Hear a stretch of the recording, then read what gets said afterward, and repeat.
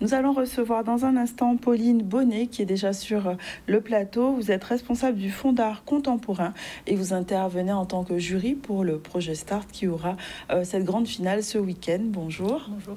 On va recevoir aussi Firmin Richard qui sera membre de jury aussi dans le concours Start.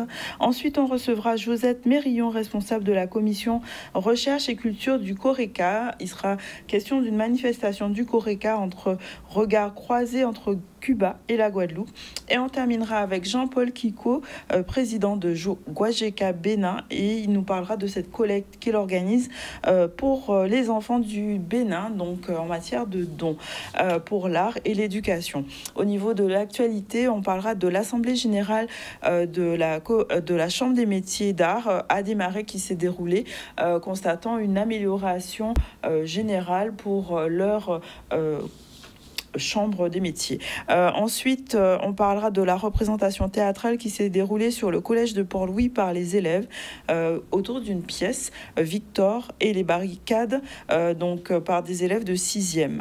Ensuite, on parlera des sargasses qui agacent beaucoup le maire de Capes-Serbello. Il s'indigne par rapport à cette situation dans sa commune. Et on fera un petit tour sur la ferme à la ville, 5e édition, organisée par l'Iguavi, Iguaflore et la banane. Donc ça se trouve sur BMAO. Donc pour cette 5e édition, on va démarrer par l'Assemblée générale de la Chambre des métiers et de l'artisanat qui s'est déroulée. Donc rendez-vous important pour les artisans. Assemblée générale qui s'est tenue à Saint-Claude, rassemblant les élus de la Chambre consulaire, des représentants d'organisations professionnelles ainsi que des partenaires institutionnels. Ils font le bilan justement plutôt positif de leur saison. On voit un reportage d'Olivier Félix. Comme fait, donc d'année en année, nous améliorons les comptes de la Chambre des métiers. Et cette année, nous avons encore des résultats, je dirais, qui est un petit peu à la hauteur de nos attentes, en amélioration, en nette amélioration. Donc nous continuons à faire nos efforts et nous continuons à être auprès des artisans. C'est notre devoir et c'est notre rôle aujourd'hui sur le territoire de la Guadeloupe. En tant que conseiller départemental et aussi en tant qu'acteur économique, puisque je suis issu du monde artisanal, je ne l'oublie pas, c'est toujours un plaisir pour moi d'assister aux travaux de la Chambre de métier. Et c'est d'autant plus que le conseil départemental et la Chambre de métier ont signé une convention ambitieuse, il n'y a pas si longtemps que ça, qui est Nouveau Départ, qui vise à transmettre les entreprises artisanales aux bénéficiaires du RSA. Donc le conseil départemental accompagne les bénéficiaires du RSA qui ont ces projets de reprise d'entreprises artisanales. Et c'est une convention gagnant-gagnant puisque l'artisan qui souhaite partir à la retraite peut valoriser son fonds de commerce et le bénéficiaire du RSA se voit offrir une possibilité d'insertion professionnelle de façon durable. Donc, c'est tout le sens de ma présence aujourd'hui ici à l'Assemblée générale de la Chambre de métiers. Bien sûr, je ne suis pas seul, c'est tout le personnel qui m'accompagne. Et on a vu comment le commissaire au code PEM était de bons conseils pour nous. Donc, nous, il suffit d'être vraiment sérieux. Et puis, c'est une question d'organisation. Nous avons mis en place un certain nombre de principes qui nous permettent d'être efficaces. Et puis, aujourd'hui, vous savez, les résultats, quand vous dites qui sont bons et qui sont même et qui vont de mieux en mieux, eh bien, ça nous permet de dégager des marges sur notre budget de fonctionnement qui, de l'autre côté, nous permettent de passer à l'investissement. Il faut bien comprendre qu'il y a une communication entre les deux budgets, fonctionnement et investissement, mais s'il n'y a pas de marge au niveau du fonctionnement, on ne peut pas passer à la phase investissement, s'agissant du matériel pour les apprentis, du confort, des plateaux techniques. Et bien voilà ce que nous faisons, les efforts que nous faisons, qui de l'autre côté nous amènent encore beaucoup plus de jeunes. Participer à l'Assemblée générale, c'est venir faire le point avec les artisans pour connaître les résultats, l'évolution. Et on doit dire qu'on est particulièrement satisfait cet après-midi parce qu'on a vu, avec l'accompagnement de la collectivité régionale, la Chambre des métiers aujourd'hui tend vers une situation saine et tend vers une situation où elle sera encore plus en capacité d'accompagner les artisans de Guadeloupe. Nous avons constaté que nous avons un taux de rupture de contrat qui sont faits par rapport à l'hébergement. Donc nous voulons que sur le site de Desmarais, nous puissions trouver les moyens nécessaires pour pouvoir mettre en place un hébergement afin que nos jeunes puissent rester sur place et éviter ce taux de rupture que nous avons quotidiennement. Vous savez, quand vous commencez l'année scolaire avec plus de 600 apprentis et que vous finissez avec 500, et qu'ils vous disent à cause de la mobilité, ils ne peuvent pas suivre leur cours, nous avons fait preuve d'intelligence, nous avons posé la question à la région Guadeloupe qui, semblerait-il, est d'accord pour nous accompagner. Donc, il n'y a plus qu'à. Les résultats sont là, sont au bout de chaîne. Donc, écoutez, la chaîne de métier aujourd'hui, revenez de ces centres et puis nous vendons nos cahiers chez nous. Voilà, donc à travers cette Assemblée générale, la Chambre des métiers confirme son rôle de pilier au niveau du tissu économique local et il est important de valoriser notre savoir-faire artisanal guadeloupéen. On va parler théâtre et histoire au collège de Port-Louis où les élèves de la 6e ont pu présenter une pièce qui s'appelle Victor et les barricades. Donc c'est une pièce engagée qui permettait justement d'avoir un acte pédagogique fort. On voit un reportage de Michel Depape qui a pu assister à cette représentation. Une famille qui crie pour que j'aille à l'école. Mais mon père et ma mère étaient des malheureux. À l'âge de Victor, mon frère et moi, nous avions des charrettes de canne à l'usine. Pas connaît, à pas Fontaine. Tout le monde n'est pas doué pour l'école. Victor a bon cœur. Il est obéissant, pas turbulent, ni querelleur pour un chien. Je vais téléphoner à son parrain, après tapis, pour savoir s'il ne veut pas un apprenti dans son garage. Nous sommes aujourd'hui à la médiathèque de Port-Louis pour la présentation de la pièce de théâtre Victor et les barricades, adaptée du roman éponyme de Maryse Condé. Donc c'est un travail de la 6e une, effectué par la 6e une, pendant les cours de patrimoine et également pendant les cours de français. Le projet a été proposé par Madame Guingamp, directrice de la médiathèque de Port-Louis, et donc elle souhaitait avoir 2 enseignants passionnés par l'histoire de la Guadeloupe, la culture locale, et donc elle a pensé à Madame Jean-Joseph et à moi-même. Savoir que le collège de Port-Louis a créé ce rendez-vous chaque année où les professeurs et leurs élèves proposent aux parents, aux condisciples de leurs élèves, soit une pièce de théâtre, soit un spectacle musical. Ce n'est pas la première fois. Donc, on va dire que c'est un rendez-vous que le collège de Port-Louis a fixé à la population portluisienne. Ce désir de révéler la chose culturelle, l'histoire à pays en nous, l'histoire à commune en nous, pour nous former tête à jeune pour lui, former tête à jeune guadeloupéen. L'affaire faisant son élément marquant. D'ailleurs, j'ai failli perdre la vie en temps là aussi. L'affaire faisant, c'est un élément marquant de l'histoire de la Guadeloupe. Alors, voir des enfants de cet âge-là, avec l'appui, le concours et l'encouragement de leurs professeurs, agir à travers une pièce de théâtre sur cet élément-là, moi je trouve ça extraordinaire. Ça fait plusieurs années que le collège de Port-Louis est engagé dans une démarche de défense du patrimoine et également dans bien ancrer la Guadeloupe au sein de la Caraïbe. Et donc depuis plusieurs années, nous travaillons sur différents projets. Donc aujourd'hui, c'est sur le projet Victor et les barricades, sur l'affaire Faisan. L'année dernière, nous avons emmené nos élèves à la Dominique. L'année précédente, nous avons fait plusieurs randonnées à la découverte du patrimoine naturel de la Guadeloupe. Et au Collège de Port-Louis, nous sommes l'un des seuls établissements, sinon le seul en Guadeloupe, à proposer aux élèves une option, l'option patrimoine.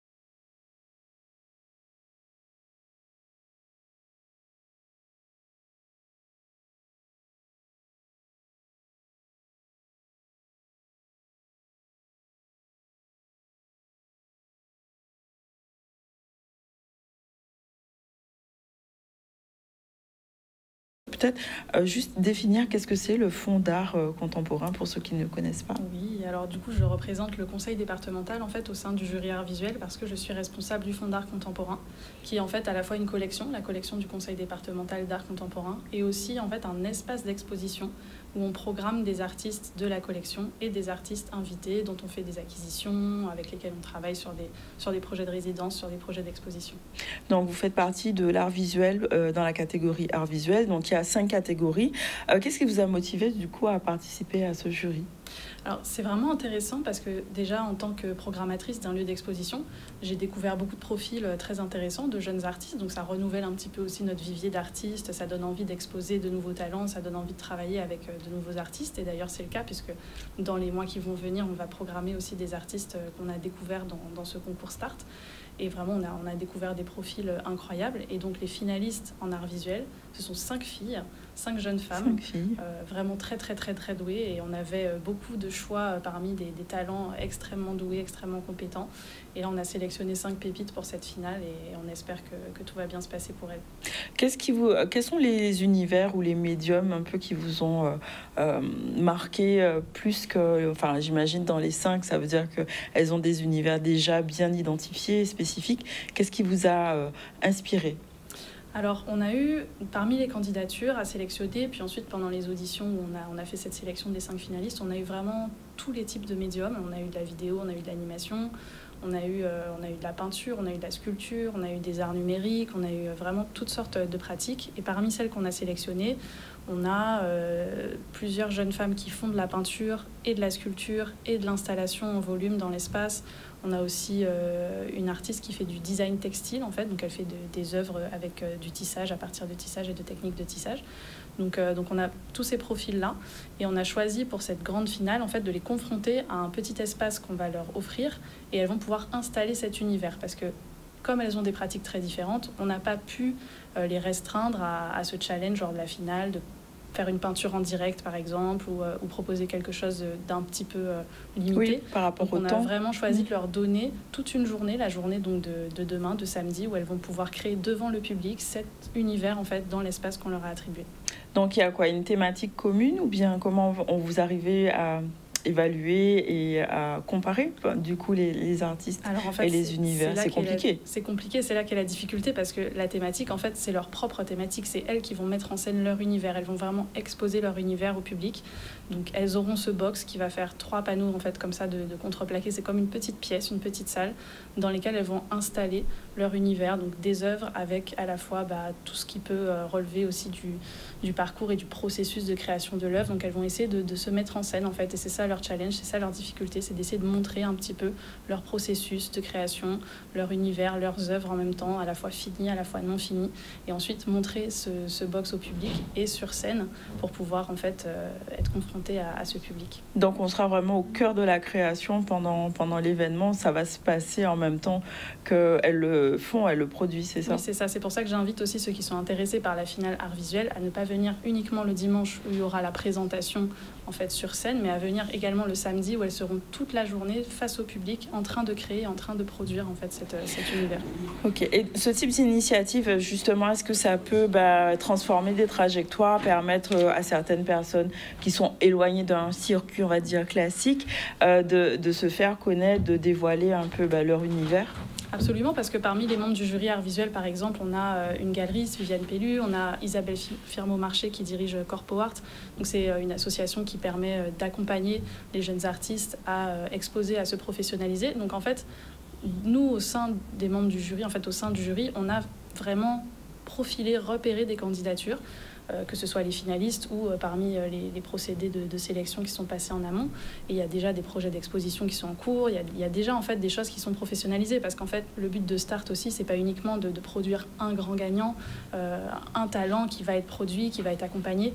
Le but, ça va être aussi de professionnaliser tout un secteur, et en professionnalisant tout ce secteur, on va avoir des opportunités, en fait, pour un certain nombre de candidats, et pas uniquement le lauréat qui sera à la fin le grand gagnant. Donc, ce que vous dites, c'est que vous aurez un réel accompagnement après pour les artistes, pour la relève artistique, en fait, c'est ça? Des accompagnements personnalisés, en fait, en fonction des projets, en fonction des artistes, avec les acteurs qui sont les membres du jury ou le département lui-même. Il y aura vraiment un profilage, en fait, et un accompagnement personnalisé pour un certain nombre d'entre eux. Donc, une suite après Start, il y a un suivi réel qui est proposé pour valoriser. Comment on va faire pour savoir? Du coup, il faudra revenir pour nous parler du suivi. Il faudra revenir, effectivement, pour parler du lauréat, pour parler des finalistes, pour parler des projets qui vont se construire par la suite aussi, c'est vrai. Ouais. Madame Richard, bonjour. Bonjour. Bienvenue sur notre plateau. Donc, actrice, on va dire emblématique quand même, engagée aussi. Donc, vous faites partie du membre jury théâtre, c'est ça? Oui, alors d'abord que je salue madame, parce que nous n'avons pas pu nous croiser vraiment, puisque je suis arrivée juste hier. Et puis oui, je fais partie de l'art, du jury de l'art théâtral.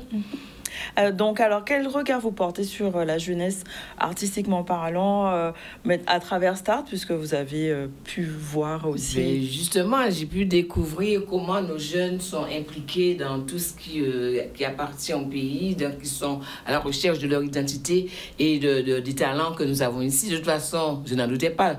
Des talents, nous savons que nous en avons. Plein, mais alors, j'avoue que le mois dernier, quand on a dû faire ce tri, ça a été terrible, difficile. Je me suis rendu compte de la richesse, effectivement, de nos jeunes talents et c'était difficile d'en choisir 5. Oui. Et alors, demain, ça va être encore plus difficile d'en choisir qu'une personne parmi tous ces jeunes qui sont talentueux, les jeunes... Est-ce que ça fait du bien, justement, de sentir cet élan comme un souffle nouveau, on va dire, sur... oui. La relève est là.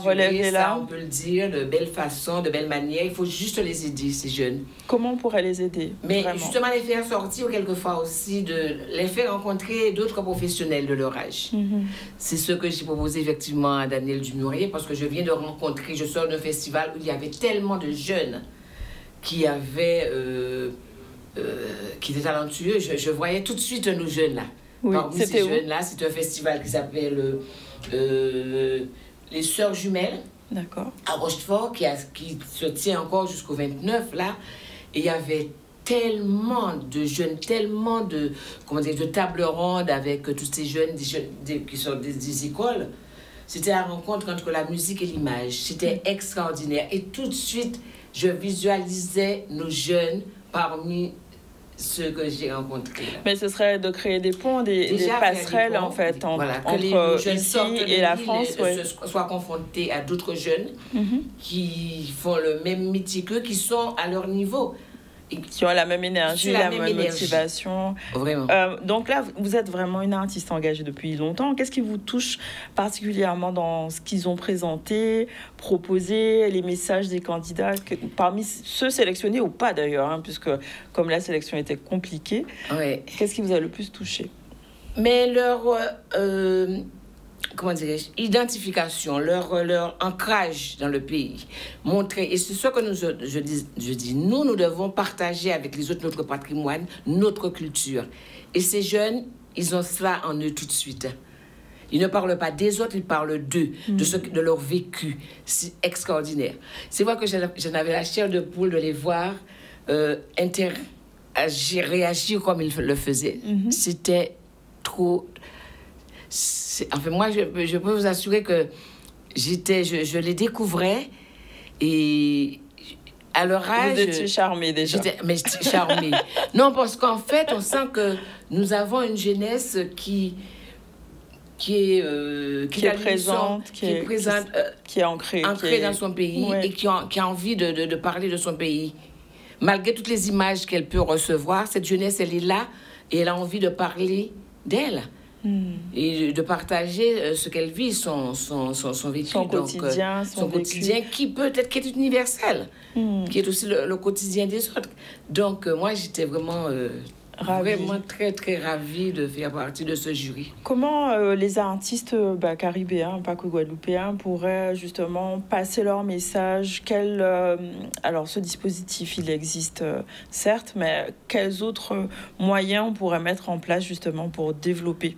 Ça, je ne saurais pas le dire. Hein. À votre avis, vous en avez un, forcément. Pardon? Vous en avez un pour vous. Quel serait le message à donner aux institutions ou autres juste les aider. Les aider à qu'ils soient plus visibles.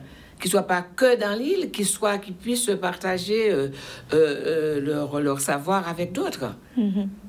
Qu'ils soient confrontés à d'autres. Pour pouvoir justement montrer et mettre en valeur notre... Parce qu'ils sont certainement même plus talentueux que d'autres. C'est juste leur donner la possibilité de montrer leur talent. Donc plus de visibilité. Voilà, plus de visibilité, c'est tout.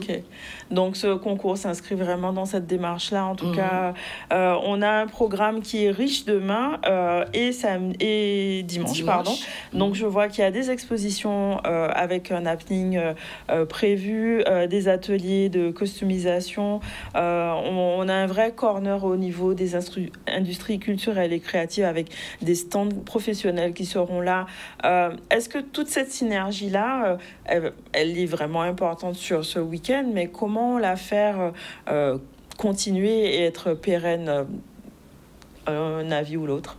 Oui, je pense qu'aujourd'hui, il y a une vraie volonté politique en fait, de développer les industries culturelles et créatives au sein du département pour le vivre en interne. On a beaucoup de projets actuellement pour développer ces industries culturelles et créatives. Donc, je vais pas trop en dire parce qu'il faut aussi préserver le secret de ce qu'on fait et puis ne pas aussi trop se dévoiler.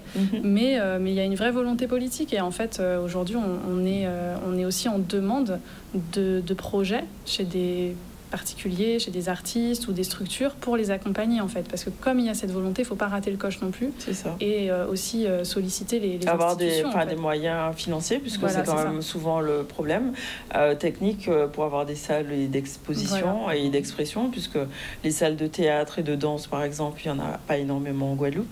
C'est arriver à développer aussi toutes ces structures. Mais en fait, Start, c'est vraiment, on va dire, le start de tout ça. Le rendez-vous, c'est demain, donc 28 à 14h et le 29 pareil, donc comme vous expliquiez. C'est à partir de 15h, non? Oui, l'ouverture des portes. Les portes s'ouvrent à 14h. À 14h. Comme il y a des petites animations. Et à partir de 15h, les auditions commencent. Donc, moi, je sais que nous, l'art théâtral commence à 18h. Comment ça va se passer pour la partie théâtre? Je ne sais pas du tout. Je suis arrivée hier, la réunion se faisait. Je ne sais pas du tout, je vais découvrir. Je sais que je serai là les 2 jours. Ça me permettra de voir aussi ce qui se passe, que ce soit dans la musique, dans la danse. J'ai hâte de voir ce qui se fait.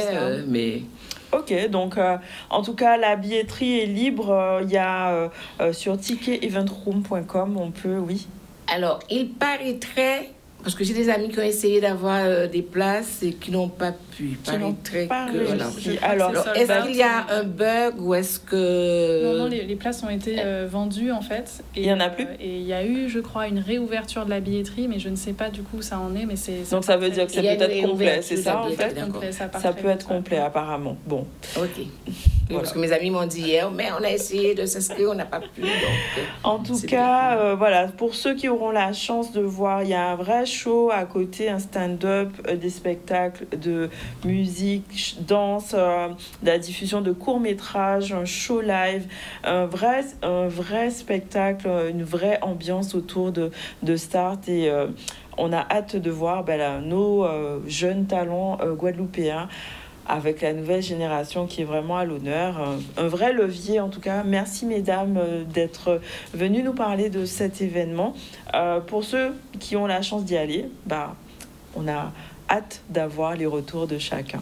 Merci, mesdames. On va faire notre première pause publicitaire. On revient tout à l'heure avec Josette Mérillon. On parlera du CORECA et de la manifestation Regard croisé entre Cuba et la Guadeloupe. À tout à l'heure. Merci. Merci. Merci beaucoup.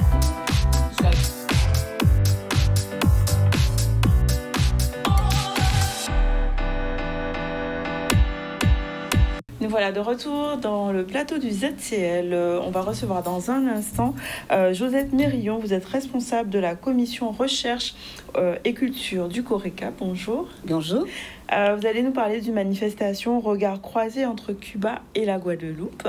On revient avec vous dans un instant. On va revenir à l'actualité et parler de Sargasses et notamment de la colère du maire de Capesterre-Belle-Eau qui est envahi cette commune par les Sargasses. Et face à l'inaction, le maire monte au créneau et il alerte sur les conséquences sanitaires, économiques et environnementales de ces échouements massifs. On voit le reportage d'Olivier Félix.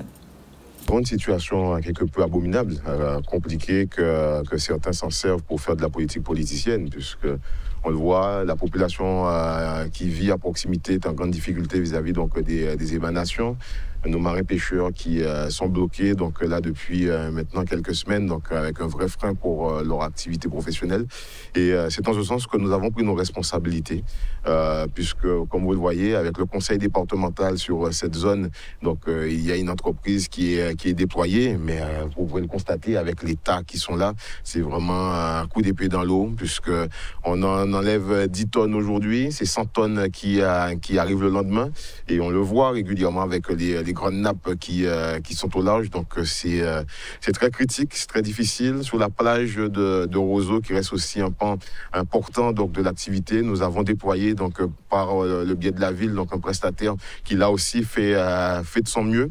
Mais ce qu'il faut surtout dire à la population, c'est qu'avec le conseil départemental, nous sommes en train donc, de finaliser une opération pour pouvoir débloquer donc, les embarcations pour leur permettre donc, de relancer leur activité professionnelle, économique surtout, qu'ils puissent nourrir leur famille parce que nous conscients de ça. Ça aussi, je tiens à le dire, nous avons déployé avec Guader donc, des capteurs sur tout le littoral de Cap-Esther qui nous permettent donc, d'être informés à la minute près quand les taux de toxicité sont trop importants, ce qui nous permet donc, de pouvoir aussi faire un point quasiment quotidien donc, avec les parents au niveau donc, de l'école de Sainte-Marie. Et je remercie aussi les parents de leur confiance, puisqu'il s'agissait quand même de pouvoir gérer donc, les derniers jours d'école pour les enfants.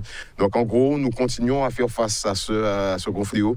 Et je profite aussi pour le dire, mon coup de gueule, que nous avons interpellé donc, les services de l'État par le biais donc, de plusieurs courriers. Nous sollicitons la réouverture donc, du projet devant nous permettre donc, d'installer des filets anti-sargasses au large. Ça nous aurait évité de vivre cette situation-là parce que là, nous commençons bon de trouver nous à chaque fois que nous en telle situation, que tout le monde a essayé de songer que sargasses là, parce que là, stop, c'est bon. On ne va pas se retrouver chaque année à dépenser donc, des millions d'euros à enlever des sargasses qui sont le lendemain remplacés donc, par un nouveau banc arrivé.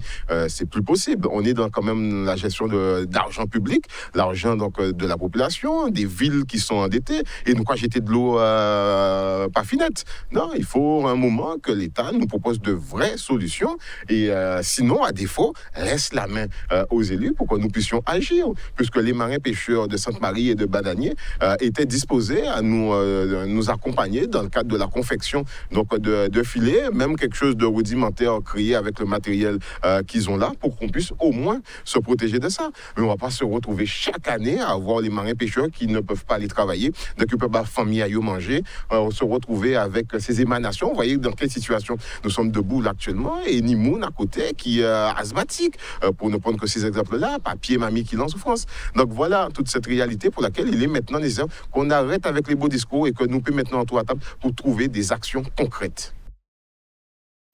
Voilà, on sent bien l'exaspération du territoire impact de Cap-Esther-Bello face à cette crise, et il s'agit de trouver des réponses concrètes, n'est-ce pas?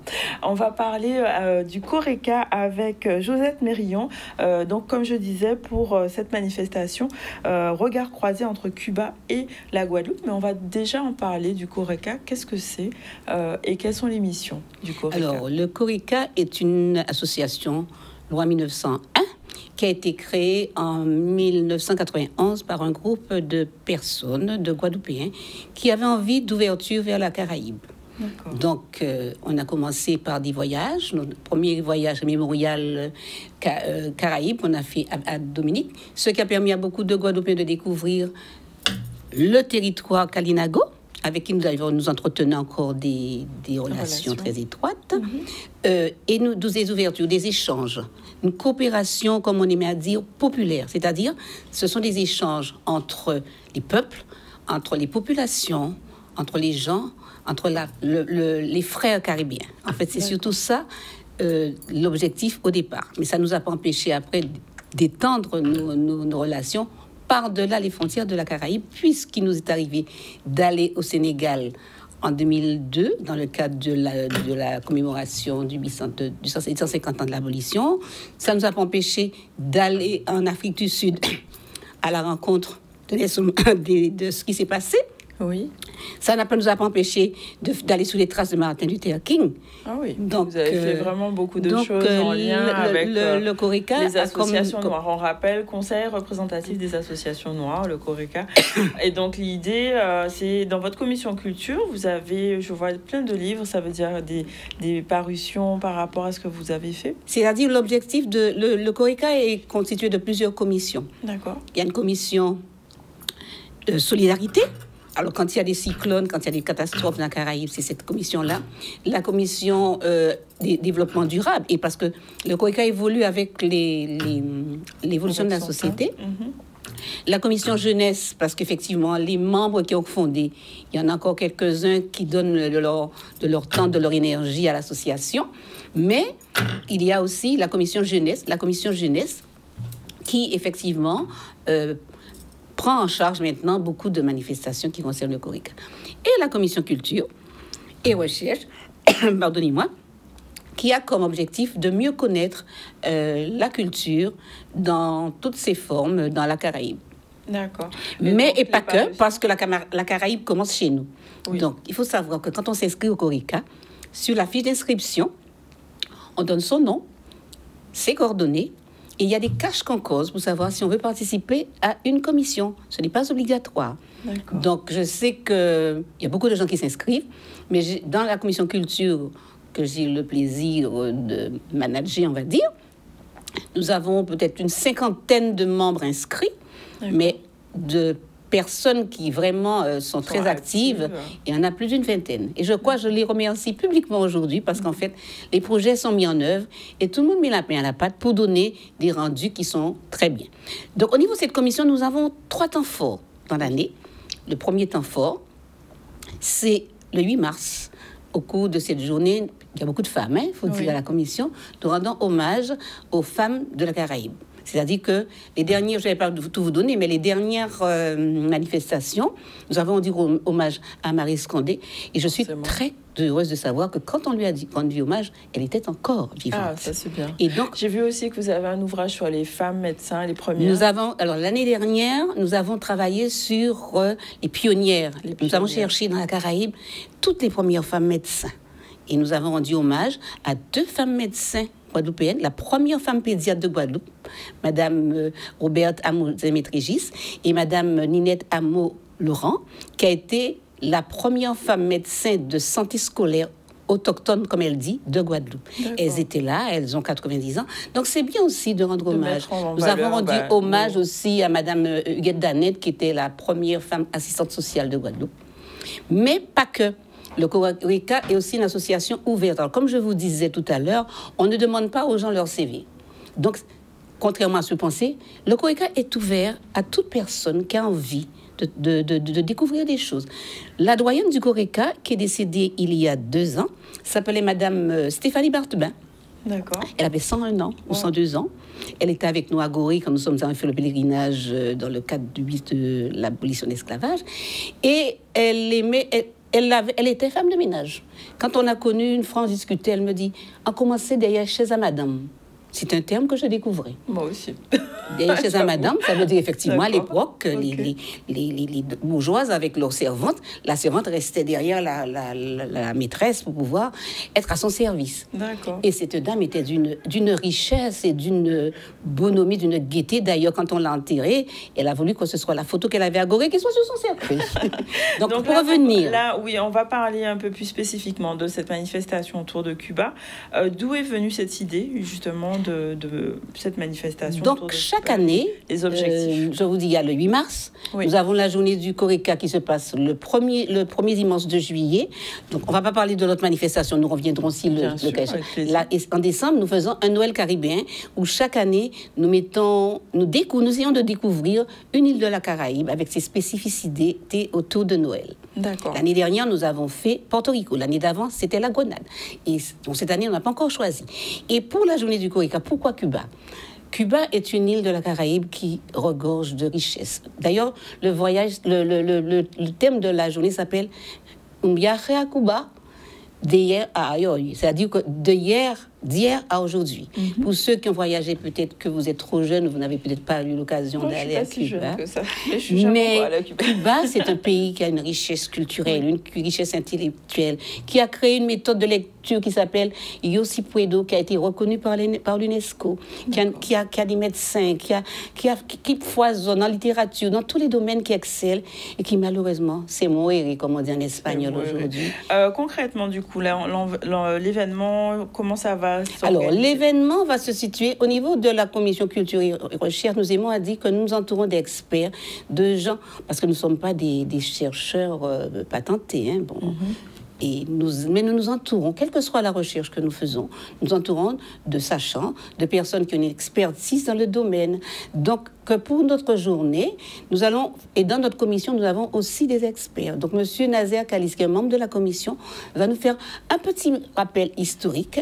M. Vedrino, qui est aussi spécialiste de géopolitique, va nous parler de la situation actuelle de Cuba, du blocus et de ses conséquences, non seulement sur Cuba, mais sur la Caraïbe, parce que le trompisme, en ce moment, est en train d'étrangler. De toute façon, c'est mondial, hein, je pense. Tout le monde le sait. Et la Caraïbe n'est pas exclue de ces, comment on va dire, de ces décisions. Ludmila Meril, qui est prof de littérature et qui est aussi membre de l'association, va nous faire un petit focus sur la littérature cubaine qui est riche, parce que il y a beaucoup de poètes, Nicolas Guillen, on n'en fait un peu de citer que lui. Et nous aurons aussi un hommage pour Chabela, qui est Chabela qui a été, qu'on disait toujours la plus guadeloupéenne des cubaines, et qui est décédée en 2018, et qui a été en plus membre du conseil d'administration du Coreca. Donc nous allons lui rendre un vibrant hommage, puisqu'en fait c'était une très belle personne. Ma tété à crabe qu'elle chantait, tout le monde se souvient en créole. Tout à fait, Et donc nous aurons Indiana, une cubaine qui est prof de danse, qui l'après-midi va nous faire des démonstrations de danse, et qui va nous permettre aussi, parce que c'est une journée aussi quand même conviviale, où on réunit. Donc on pourra, j'imagine, manger aussi, parce que s'il faut rester toute la journée. Ah ben oui, donc effectivement, bon, là, on demande une participation de 30 €. Mais pour toute la journée, donc quand les gens arrivent, ils pourront se désaltérer, ils auront prendre un petit apéritif, mojito, Cuba Libre, d'accord, ok. Avec très peu d'alcool. On ne veut pas faire de publicité. Et aussi les boissons sans alcool. Voilà. Donc, un petit apéro, on va manger, il y aura un goûter avec des petits goûters cubains, et aussi une balade poétique pour pouvoir effectivement rendre hommage à tous ces poètes qui ont vraiment marqué la littérature cubaine. Donc, c'est aussi faire connaître Cuba. Faire connaître Cuba. À travers la littérature, l'aspect culinaire, et pour permettre de renforcer. Est-ce que vous aurez des Cubains qui vont... Voilà, donc on a déjà Diana. Nous avons invité beaucoup de membres de la communauté cubaine, tous ceux qu'on a pu joindre, parce que c'est une communauté qui est très discrète en Guadeloupe, il faut dire. Donc nous espérons, il y en a qui ont déjà dit qu'ils viendront, donc nous espérons. Nous aurons aussi des témoignages qui vont, s'ils le désirent, parce qu'on ne peut pas obliger. La situation est compliquée, et donc chacun est libre de dire ce qu'il a envie de dire ou de ne pas dire. Mais leur présence à nos côtés sera le signe qu'ils comprennent que ce que nous faisons, c'est pour lancer de notre île où nous sommes vraiment des strokes positifs à Cuba qui a besoin, parce que la situation est extrêmement compliquée, difficile, et c'est compliqué. C'est compliqué, mais Cuba reste quand même un modèle. Oui, d'accord.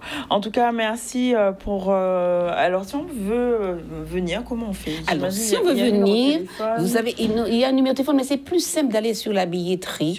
Il suffit de taper billetterie web, Cuba dira aujourd'hui.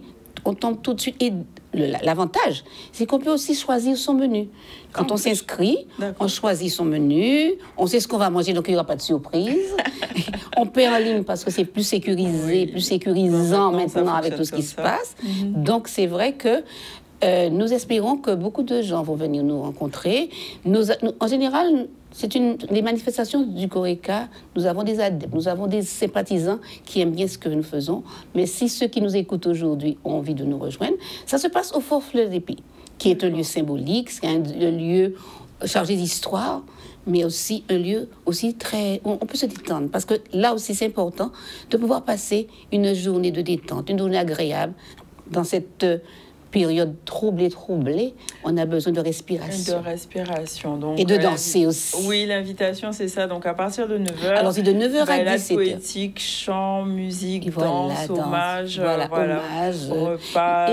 Et que les gens ne soient pas rebutés. Quand ils voient, par exemple, intervenant, ce sont des petites contributions de 15 minutes pour pouvoir juste avoir un petit focus. Aussi. Et ce n'est pas une conférence débat. C'est vraiment la journée détente du Coreca qui a lieu chaque année le 1er juillet de le 1er juillet de l'année. Le 1er juillet de l'année, enfin le premier dimanche de l'année. Le premier dimanche du mois de juillet, d'accord. Et donc voilà. on a dit le prochain événement c'est décembre. Et il faudra revenir pour parler de ça. Voilà. Alors si les gens veulent s'intéresser et connaître, parce qu'on n'a pas le temps aujourd'hui, connaître l'histoire du Corica, les mots temps forts du Corica, je les invite à lire ce livre qui a été créé pour le 30e anniversaire qui s'appelle Connexion Caraïbes. D'accord, on trouve ça où? Édition Lec Marron. Donc on le trouve en librairie. Donc effectivement, je crois que c'est un livre à avoir, si on veut s'imprégner de ce que fait le Corica. Okay, ce qu'il a fait en plus. Merci beaucoup pour cette mise en lumière de notre Caraïbe et pour permettre des passerelles entre toutes ces îles. Merci. Rendez-vous donc, on a dit, le 6 juillet à partir de 9h. Donc, pas disons pas tes sages. Exactement. Merci beaucoup. On va revenir à l'actualité et parler de la ferme à la ville. Donc, c'est une opération qui a lieu pour cette 5e édition sur BMAO. Une façon de mettre en valeur les producteurs, les éleveurs et les curieux autour de la valorisation de notre filière agricole et locale. On voit un reportage de Solène Fèvre qui nous parle de cette 5e édition.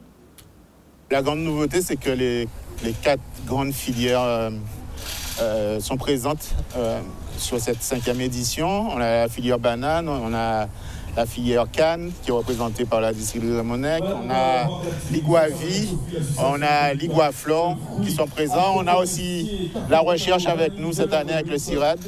Donc oui, tous les pans de l'agriculture de Guadeloupe sont présents. L'Iguaflore réunit en son sein les producteurs locaux, les agrotransformateurs, les fournisseurs d'intrants et surtout les distributeurs.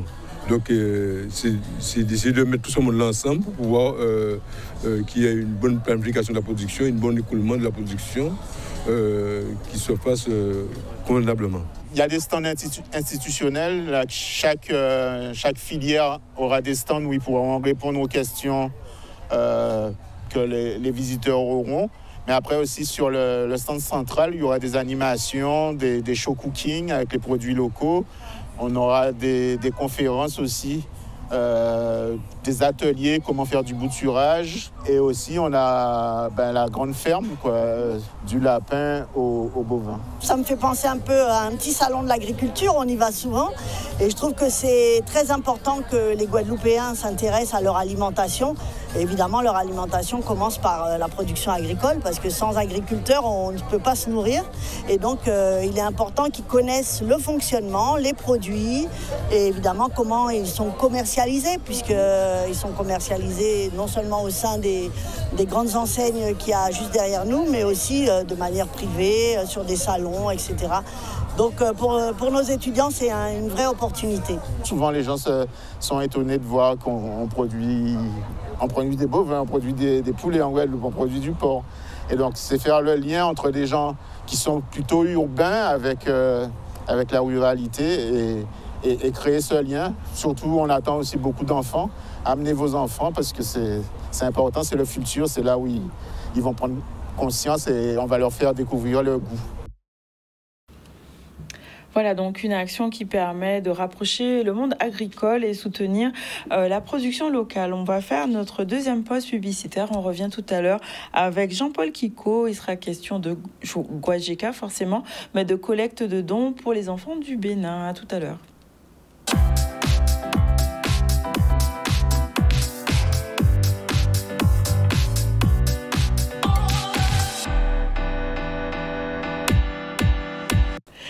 Bienvenue à nouveau sur le ZCL. On était déjà en train de commencer notre intervention avec Jean-Paul Kiko, qui est là pour nous parler du Bénin et pas d'autre chose, n'est-ce pas? On va parler du Bénin, de la Guadeloupe et justement d'une opération qui est menée concernant les rêves d'enfants.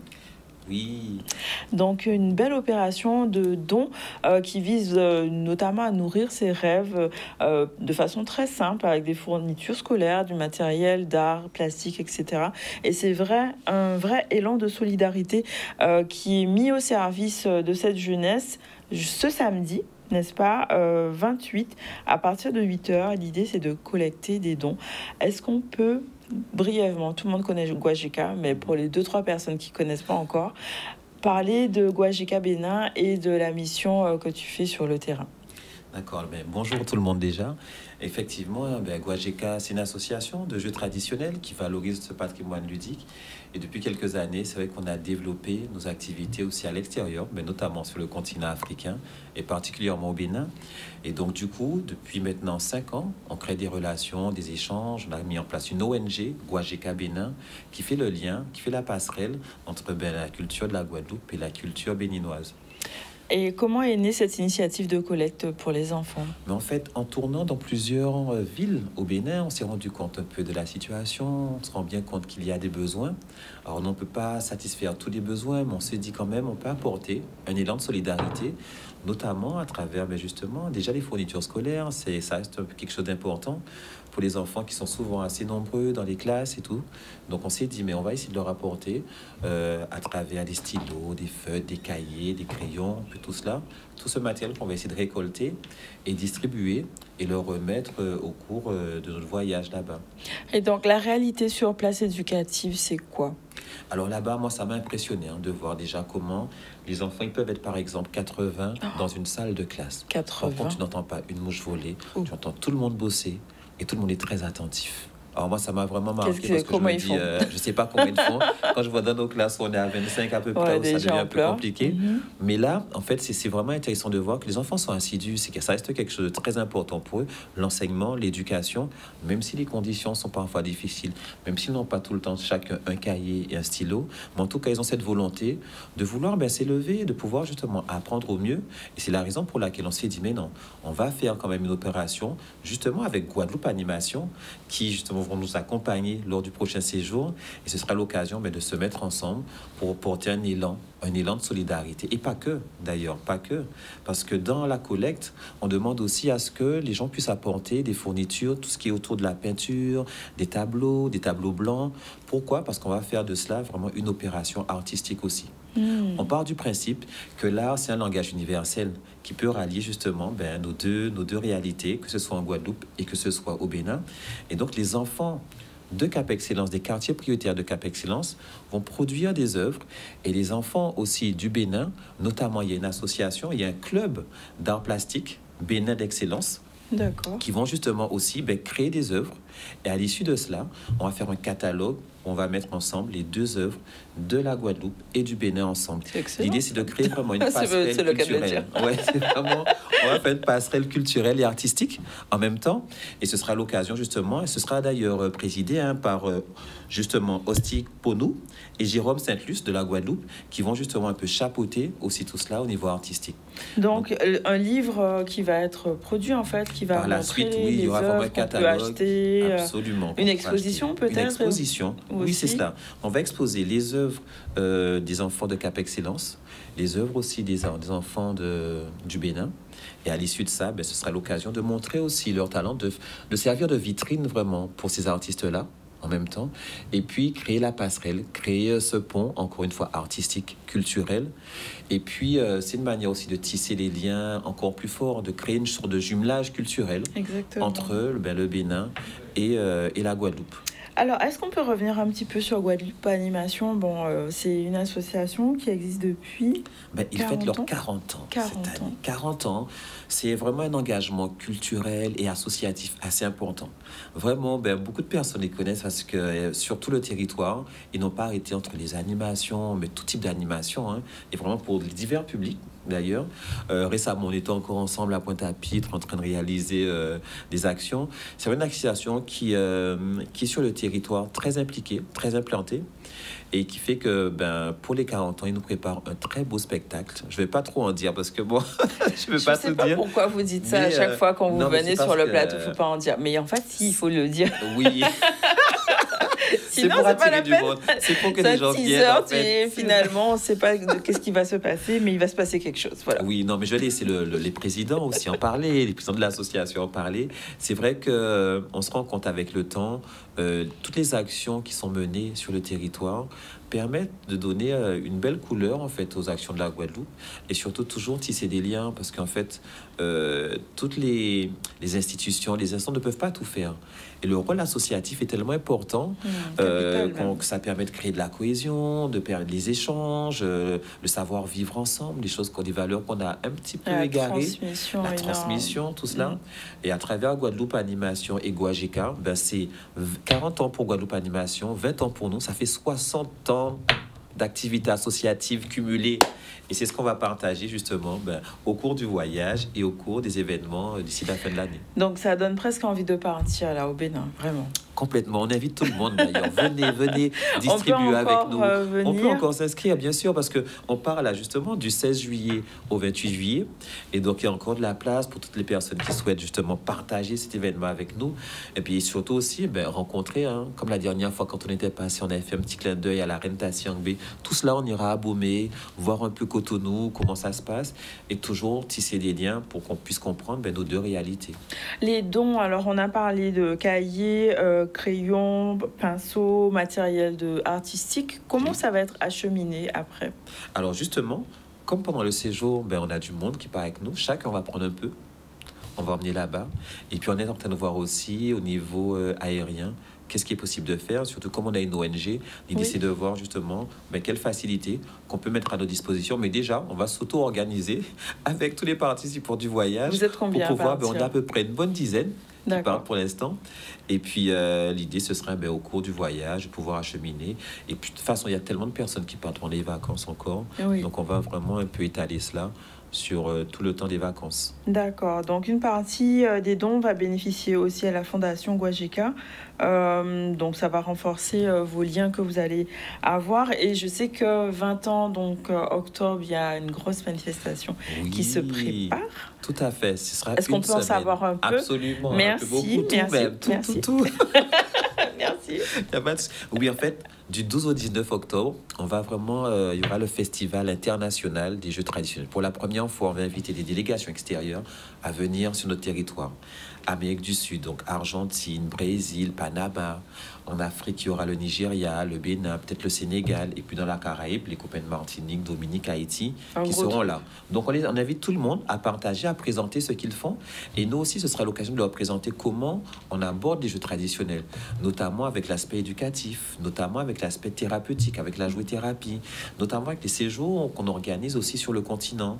L'idée, c'est de leur montrer, en fait, pendant ces 20 ans-là, qu'est-ce qu'on a créé, qu'est-ce qu'on a produit, qu'est-ce qu'on a apporté à la population et surtout comment on l'a fait.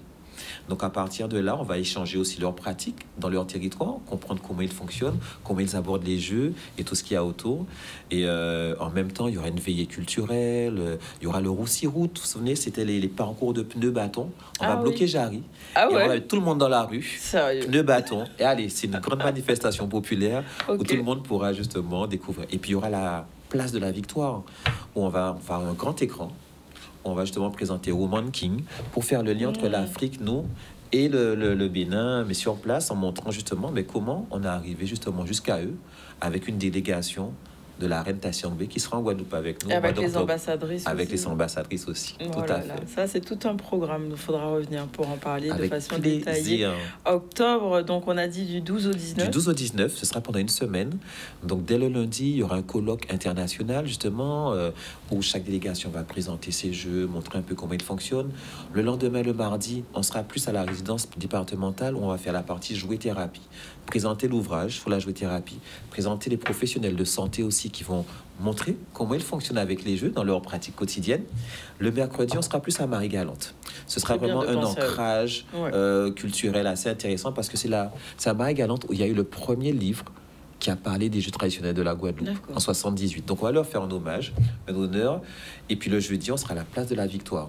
Là, justement, avec les grands écrans montrés en photo, en images, Guajeka pendant ces 20 années. 20 ans. 20 ans. Et puis le vendredi, ce sera plus la partie scolaire. On va faire les jouets miades. Les jouets miades, c'est quoi? C'est un relais de jeux traditionnels sur une piste d'athlétisme. Donc il faut imaginer les enfants qui partent du 100 mètres avec la course en sac. Et boum, ils enchaînent avec les trottinettes. Boum, ils enchaînent avec les cabois. Vraiment un relais de jeux traditionnels sur une piste d'athlétisme. Et puis le dernier jour, le samedi, comme je vous disais, ce sera le Roussi-Route à Jarry, où ce sera assez festif. On va s'amuser avec les pneus et tout le monde. Et puis le dernier jour, on fera les délégations, découvrir quand même notre pays. L'idée, c'est pas simplement de se focaliser que sur les jeux, mais c'est de comprendre aussi comment la population fonctionne au quotidien. C'est excellent. Le programme, en tout cas, donne envie d'être déjà au mois d'octobre et de pouvoir profiter de tout ça. Il y aura, j'imagine, une soirée de gala ou quelque chose. Oui, il y aura des soirées, il y aura vraiment des journées où l'idée, c'est vraiment de créer encore des ponts, des échanges entre les délégations qui seront invitées et nous, et puis voir comment on enclenche encore d'autres dynamiques. Pourquoi? Parce que déjà, on voulait faire de la Guadeloupe la capitale caribéenne des jeux traditionnels. Avec tout ce qu'on fait, on se rend compte qu'on arrive à synthétiser, à fusionner, mais aussi à fédérer les peuples de différents endroits, mais aussi les pratiques différentes qu'on retrouve chez nous. Ok, très bien. Alors, on revient juste à la collecte. Donc, ça se passe samedi, n'est-ce pas? Donc, 8h30, c'est au parvis culturel de Réminasuta, donc central, pour permettre à tout le monde d'apporter de façon pratique pour les enfants. Et on a dit fourniture scolaire, matériel d'art plastique. Oui, c'est jusqu'à 13h. Donc j'imagine que ce sera clairement identifié, qu'on pourra... Oui, dès que vous allez arriver à Réminasuta, on sera là, chapiteau et tout, table, pour vous recevoir, récupérer, les récolter. Et puis ce qu'on garantit surtout, c'est ça, c'est que comme on a vraiment une proximité avec les gens là-bas, les fournitures ne seront pas perdues. Et c'est souvent, c'est un peu une crainte parce qu'on ne sait pas trop comment ça se passe, où ça va arriver. Mais nous, Guajeka, maintenant, les gens connaissent un peu, les gens vont prendre ça pour eux. Non, on va vraiment les donner aux gens. On va vraiment les donner aux gens. On nous connaît un peu, le cirque Guajeka. Et l'idée, c'est vraiment d'apporter notre pierre à l'édifice, toujours. Bon, merci en tout cas pour cette opération. Et le sens, on va dire, de la solidarité à l'international est vraiment un cahier. Ça peut changer une vie. Complètement. C'est l'idée. Voilà. Rendez-vous demain, donc 28, 8h30, au parvis culturel de Réminasuta. Amenez tout ce que vous pouvez. Voilà. Tout ce que vous pouvez. Tout ce que vous pouvez. Merci beaucoup, Jean-Paul. Merci beaucoup. Alors, on va conclure notre émission aujourd'hui. On a eu donc Pauline Bonnet et Firmin Richard. Elles sont venues nous parler du projet Start avec cette finale qui a lieu demain et dimanche. Donc, plusieurs disciplines mises à l'honneur. Pas sûr qu'il reste des places. Allez voir sur le site internet. Mais en tout cas, on va suivre de près ces finalistes. C'est en tout cas la mission qu'elles ont dit qu'elles allaient pouvoir accompagner nos artistes et la relève est déjà là. Avec Josette Mérillon, responsable du CORECA de la commission Recherche et Culture, il était question de cette manifestation qui aura lieu le 6 juillet, regard croisé entre Cuba et la Guadeloupe, avec l'invitation à les rejoindre autour de ce voyage sur Cuba.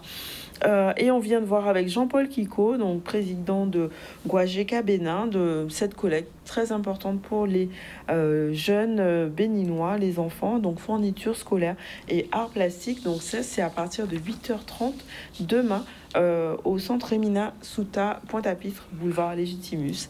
Très facile et accessible à tous. Au niveau de l'actualité, on a parlé de l'Assemblée générale de la Chambre des métiers qui s'est déroulée sur Saint-Claude. À noter une belle amélioration et des dispositifs qui permettent à la filière de se mettre en lumière.